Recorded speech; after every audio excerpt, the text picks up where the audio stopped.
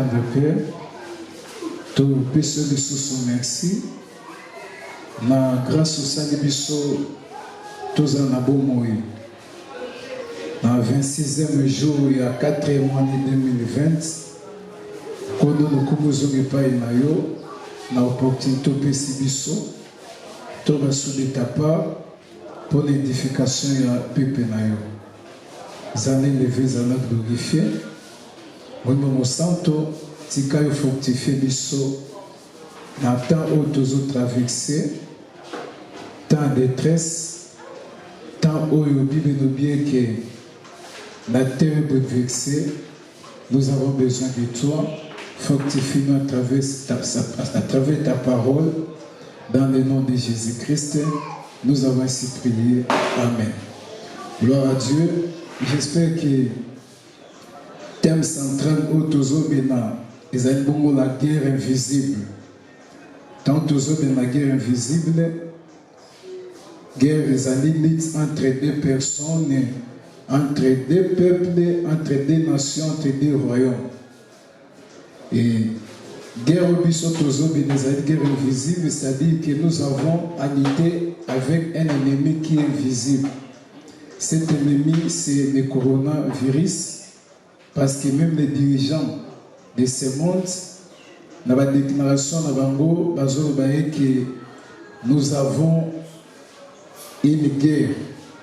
Tous en la guerre, tous en la bitumba, oyo tozo bonda. Et l'ennemi oyo, monde des obunda naye, az un ennemi invisible, mais qui se manifeste par des signes. Et la guerre invisible, c'est vrai, le nom de Dieu le vendredi. Oyo tu connais ka. Très important, rendre à Dieu ce qui est à Dieu et rendre à César ce qui est à César. Et nom de Dieu, Papa Nievin, tu as attention à ce que tu as attribué Corona ma responsabilité en Zambie. Dengue, quand on est en Zambie, ce n'est pas la connecte de Dieu.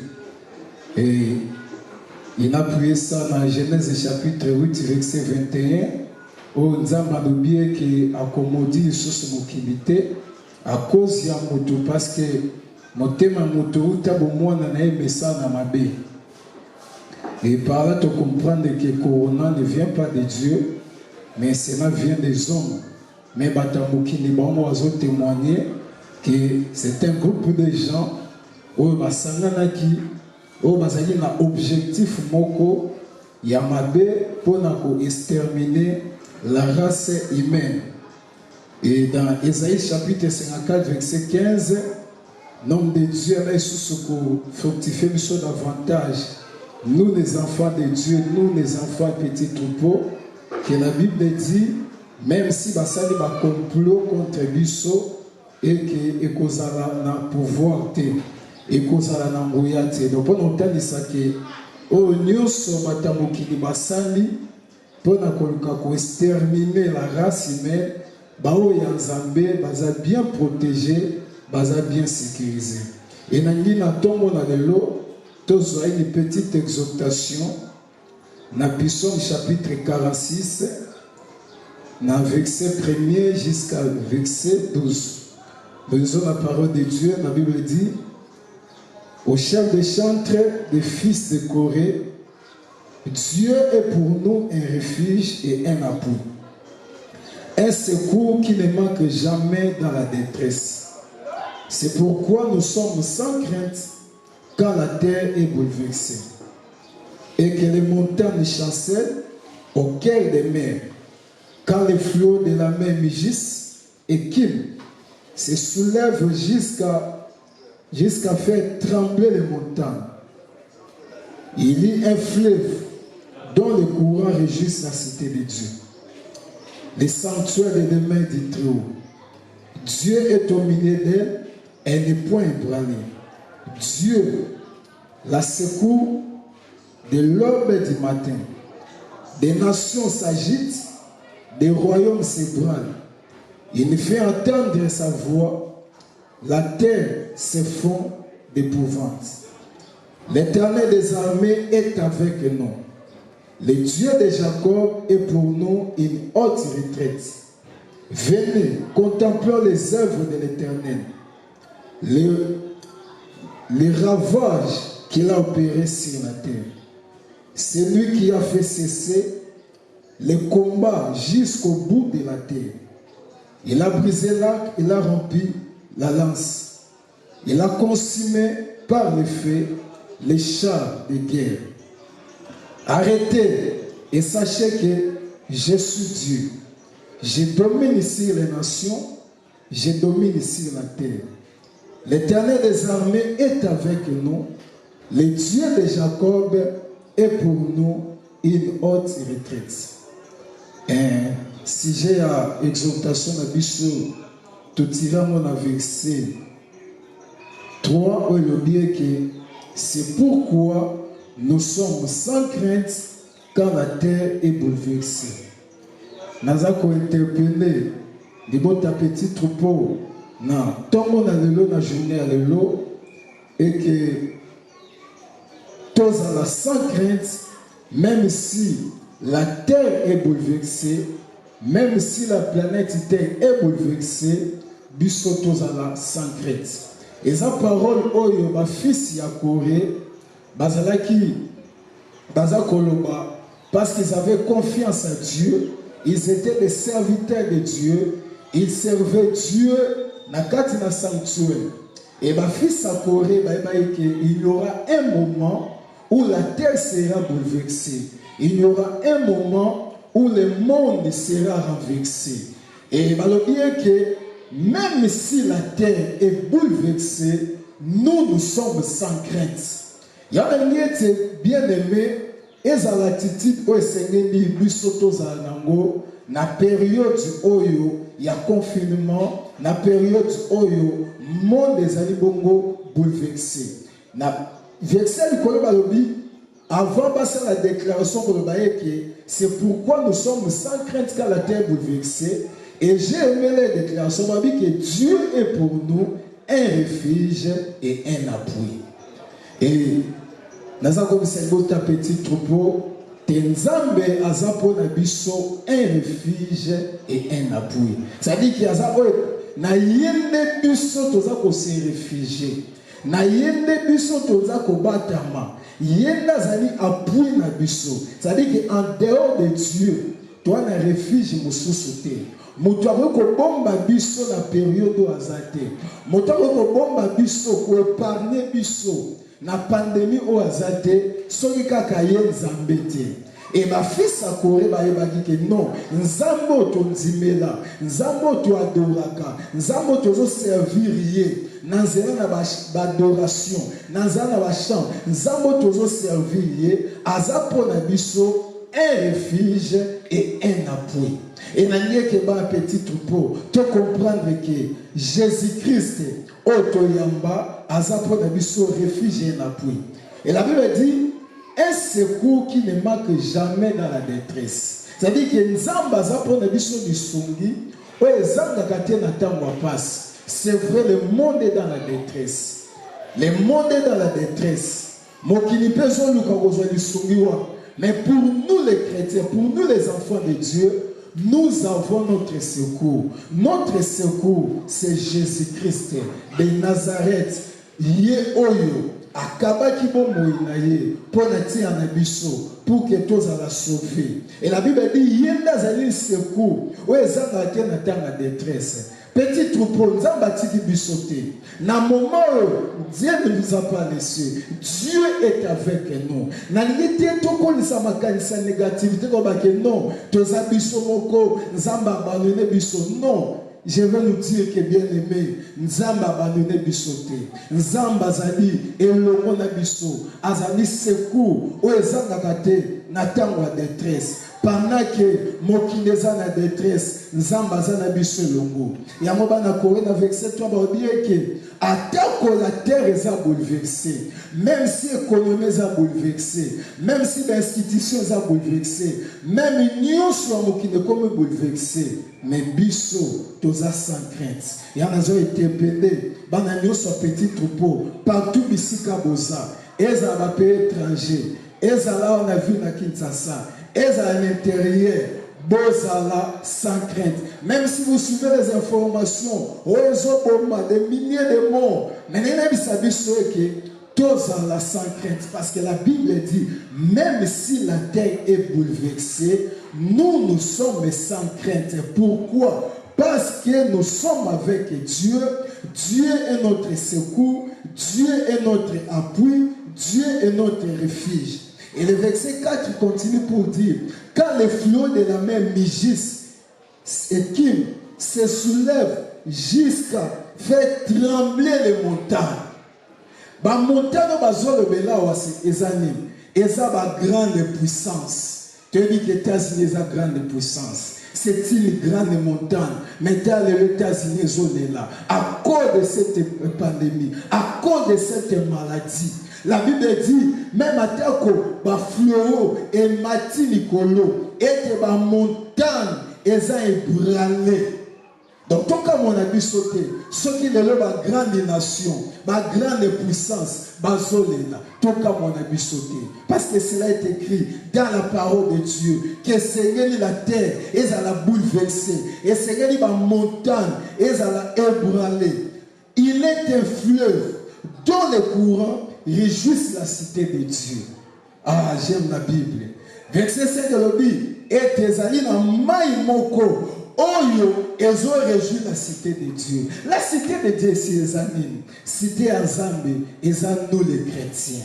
Atako ici, rassemblement d'église locale. Maintenant, les sabbats chrétiens de Sikabaza, Bana Petit Topo, la cité de Dieu, Ezandeyo, Motonio Swandima Yesu, Ayamba Yesu. Il devient automatiquement la cité de Dieu. C'est-à-dire, et c'est ce que j'ai aimé la Bible. La Bible dit que cette cité-là est qu'on a ébranlé. Cette cité-là est qu'on a bouleversé. Cette cité-là est qu'on a paniqué. Parce que la puissance du fleuve, or le fleuve ici c'est le Saint-Esprit. C'est-à-dire que la puissance du Saint-Esprit, il y a mon réjoui la cité de Dieu. Et ma prière ce matin est que la puissance du Saint-Esprit n'a été un confinement oyo, n'a moment oyo, la terre est bouleversée. Et que la puissance du Saint-Esprit, abana komema esengo, na miteme abana petit troupeau, partout bisika baza, bisika noso bazwami, et que molimo mosanto ameme sengo na mitema na bango parce que bana Corée bazaki na sengo malgré la terre était bouleversée, malgré la détresse, dans leur cœur il y avait la joie. Voilà pourquoi ils étaient fiers. Il y a quoi adorer Zambé, louer Zambé, il y a babaki na biso rendre à Dieu ce qui est à Dieu. Qu'est-ce que nous allons rendre à Dieu? À Dieu toko rendre pas naie adoration, ba louange, ba action de grâce. Parce qu'il est notre victoire, parce qu'il est la solution à tous nos problèmes, parce qu'il est la guérison à toute maladie, à toute infirmité, parce qu'il est notre sauveur, parce qu'il est notre Seigneur, parce que Yenda Zandi, Nyoso Ponabiso. La Bible, le verset qu'on est pour dire, Dieu est au milieu d'elle, elle n'est point ébranlée. Dieu est au milieu d'elle, la cité de Dieu. Oh ma soeur, mon frère, laisse-moi te dire, Nzambaze le monayo. Même si tu ne viens pas au kit parce qu'on a interdit le kit, mais laisse-moi te dire, Bisika yo zali, Nzambazanayo, Nzambazanayo. Tu es appelé, Yakofri bakit, même nandako, Bisikosa, même aux ayomoko, même aux amis balé misatu, à la maison, offrir à Dieu des cultes, célébrer des cultes même familiales, c'est très important parce que la Bible dit, Dieu est au milieu d'elle. C'est-à-dire, Nzambazana kati cité naye. Où est-ce que nous chrétiens, Yango Paul a lobby, ne savez-vous pas que votre corps est le temple du Saint-Esprit? Est-ce que vous avez dit que Banzoto Nabino, et ça dit temple le santo, c'est dans le temple de Dieu, ne serait pas d'adoration matin, c'est dans le temple de Dieu, ne serait pas louange, action de grâce matin, pour la gloire de ce Dieu-là. Le verset 7, des nations s'agitent. des royaumes s'ébranlent. Oh, gloire à Dieu. Les nations vont s'agiter. Les nations africaines vont s'agiter. Les nations européennes, les nations asiatiques, les nations américaines. Toutes les nations vont s'agiter. Makamunyo se commis agité. L'entreprise est commis agité. L'économie agitée. Nous se commis agitement. La Bible dit que les royaumes s'ébranlent. Ba royaume eza ko s'ébranler, ba royaume ya Portugal, royaume ya terre, nyonso, ba royaume nyonso ya terre eza ébranlé. Il fait entendre la voix, sa voix à la terre, à fond et fond d'épouvante. La Bible dit, il fait entendre sa voix. Et Dieu fait entendre sa voix. Pour l'entendre, il s'en a battu. Non. La solution est que c'est que les hommes ont comploté Yakosala pour exterminer la nation. Je me suis élevé. Je lance ma voix pour dire que Bao Yangai, Bao Zala Tente, pour dire que Bao Yanga, Bao Zala Touchete. Yamana Zoebisa, Bananyo soit petit troupeau, partout ici Kabozali, vous ne serez jamais atteints. Vous ne mourrez jamais par cette maladie ici. Pourquoi? Parce que le Seigneur est avec nous. L'Éternel, le Dieu des armées, est avec nous. Le Dieu de Jacob est pour nous une haute retraite. Pas tout le monde ezalaki kala soki mutu abeni na Congo, il faut qu'il y ait en Afrique du Sud, il faut qu'il y ait en Suisse, il faut qu'il y ait dans les pays étrangers. Mais les lots, batu bazoe bate, baokimela wapi. Parce que na bamboka ana nyoso, bango nyoso baza frappé. Na bamboka ana nyoso, bango nyoso ba connaître ébranlement. Na bamboka ana nyoso, bango nyoso baza contaminé. Batu maye de simbi, bada komi na suka. Mais Bible lobi, pona biso bana Nzambe, Nzambe aza pona biso anti-retraite. Yendeza oyo biso tozokimela. Et verset 9 lobi, venez contempler les œuvres de l'Éternel. Boya, to contempler misala Nzambe. Quelles sont les œuvres de l'Éternel? Dieu a confondu. Dieu a confondu l'intelligence des hommes. Dieu a confondu la sagesse des hommes. Ils ont créé leur histoire pour exterminer la nation. Mais Dieu les a confondus. Et le verset qu'on est pour dire, venez contempler l'Éternel, les ravages qu'il a opérés sur la terre. C'est ça, c'était un ravage. Ils ont ravagé Bamomoko. Ils ont tourné contre Bamomoko. Oh, j'aime la Bible. Il y a un verset qui nous dit que l'Éternel anéantit les projets des hommes risés. C'est lui qui a fait cesser les combats jusqu'au bout de la terre. Zambende aza oyo asilisaki bitumba jusqu'au bout de la terre. Et j'ai pris ce matin que Nzambe ayeba kusilisa ce corona oba tuba kotisaki na l'humanité pour détruire l'humanité. C'est le Dieu qui a le pouvoir, qui a la puissance d'arrêter cela, de mettre fin à cela. Parce que Batu Bango Moko, Bazan est capacité. Bango Bazan est capable. Il y a pour arrêter le Kobasani. C'est le Zambé. Lui qui est mieux placé. Lui qui est capable. Lui qui a le pouvoir, la puissance d'arrêter cela. Comme cela est écrit dans la Bible. Il fait cesser le combat jusqu'au bout de la terre. Que Dieu cesse. Que Dieu arrête cette guerre de coronavirus qui a ravagé l'humanité. Que Dieu l'arrête. Que Dieu mette fin à ce combat. Dans le nom de Jésus. Voilà, bien aimé, l'exhortation que le Seigneur a quitté partagé dans ton monde de l'eau. Yangoana. Thème Nabisuanaki, c'est pourquoi nous sommes sans crainte car la terre est bouleversée. Prions. Seigneur, nous te disons merci. Merci l'Éternel Dieu Tout-Puissant Yahweh. Ta parole nous a fortifiés ce matin. Seigneur, Bible interpellé biso kolobaeke, tobanga na bisote.